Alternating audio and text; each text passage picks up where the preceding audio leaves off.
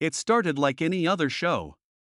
The Joe Rogan Experience studio was filled with the usual pre-broadcast chaos. Joe Rogan sat at his desk, flipping through his notes, with Mel Gibson sitting across from him. The camera flashed red, ready to capture every word. None of them knew that after this they would become the most famous people in scandalous public forums. But before we begin, please subscribe to my channel. It will bring me closer to my goal of 1,000 subscribers. And now, let's begin. Mel, glad you're here. Joe leaned back, his voice warm but edged with a challenge. Been a while. Yeah, Joe. A while. Gibson flashed a smile, but the corners of his mouth twitched. His fingers gripped the armrest, as if still deciding whether to stay.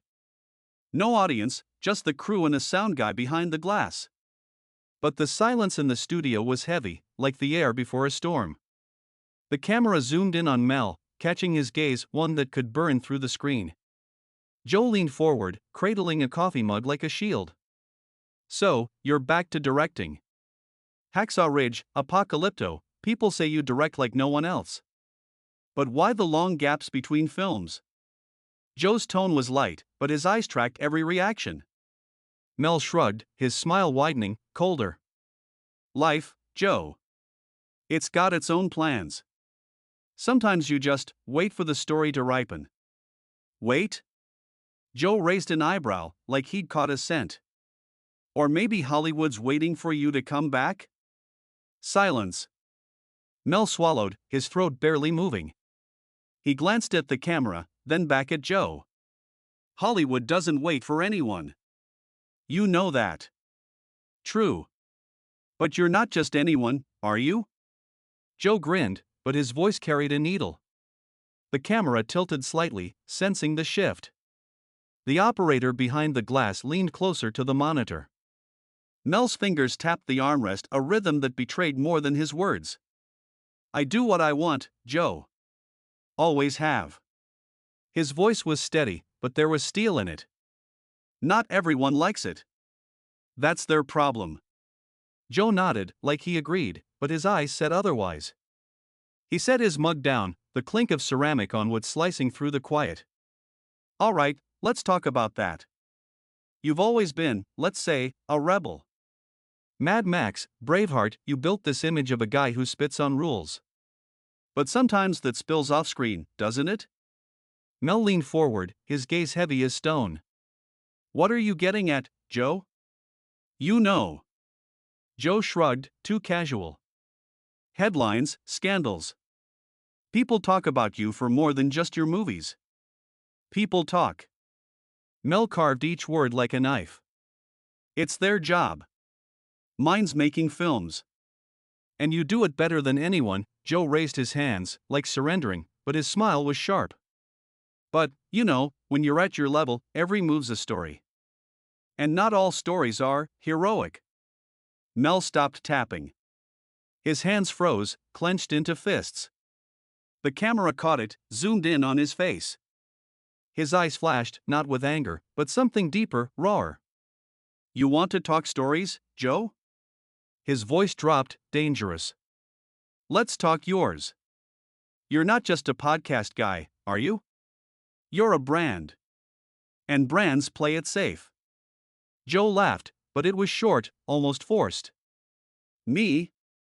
I'm just a guy with a mic. He tapped the microphone, the sound echoing in the studio. But you, Mel, you're a phenomenon. And phenomena leave tracks. Silence. The camera lingered on Mel, his face still, but his eyes burned, caged. He looked away, took a sip from the glass of water in front of him. The glass trembled in his hand, barely, but the camera caught it. Tracks, Mel repeated, like he was tasting the word. You know, Joe, tracks are what you leave when you keep moving. And I always move forward. Even when the world's screaming at you to stop? Joe leaned closer, his voice softer but sharper. You've heard the screams, haven't you? Mel didn't answer right away. He stared at Joe, measuring the distance between them. His fingers started tapping again, slower, like counting down. Screams? He smirked, but it wasn't the smile from earlier. Screams are just noise. And I'm used to noise. Joe leaned back, eyes narrowing. Noise, he echoed, savoring it. But sometimes there's truth in the noise.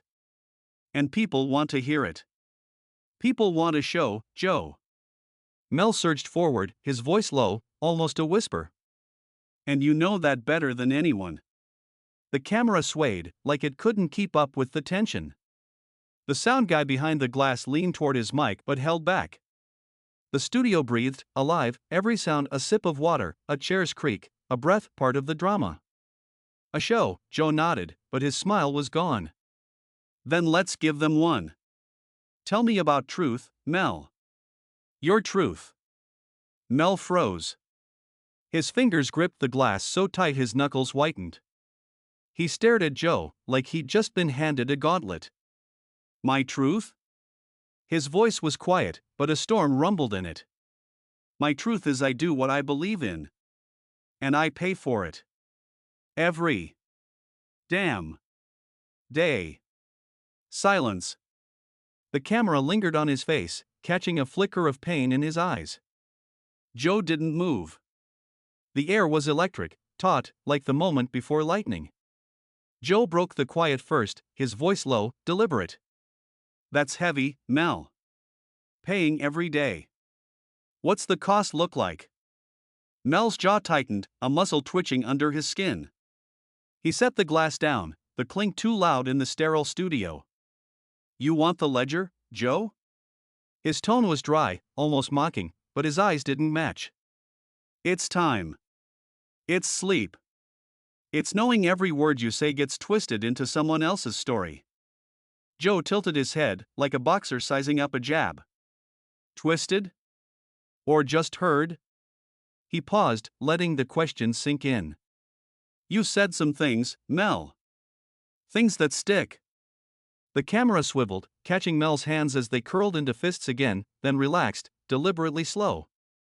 He leaned forward, elbows on the table, his voice dropping to a near whisper. You ever say something you didn't mean, Joe? In the heat? In a bad moment? Joe didn't blink. Sure. But I'm not Mel Gibson.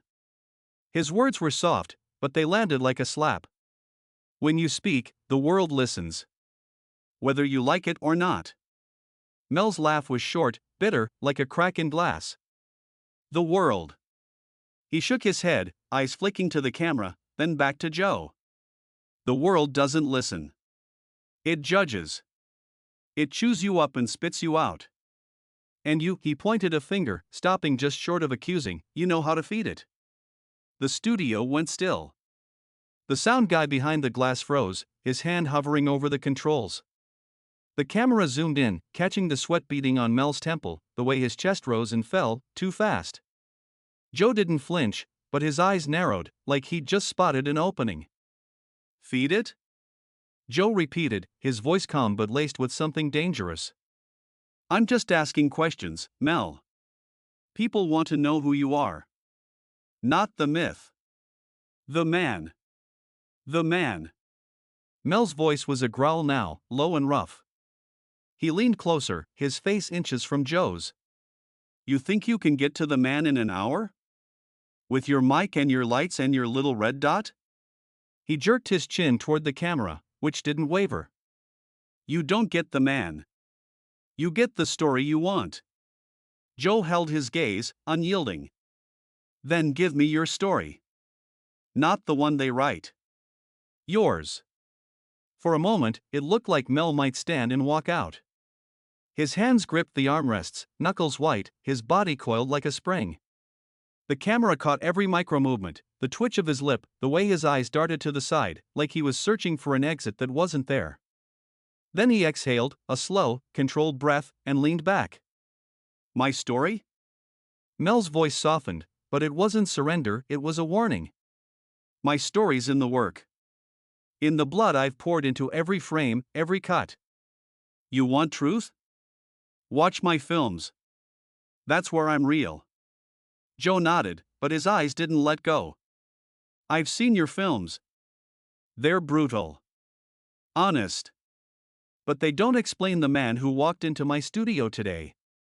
The one who's still paying. Mel's face went still, like a mask locking into place.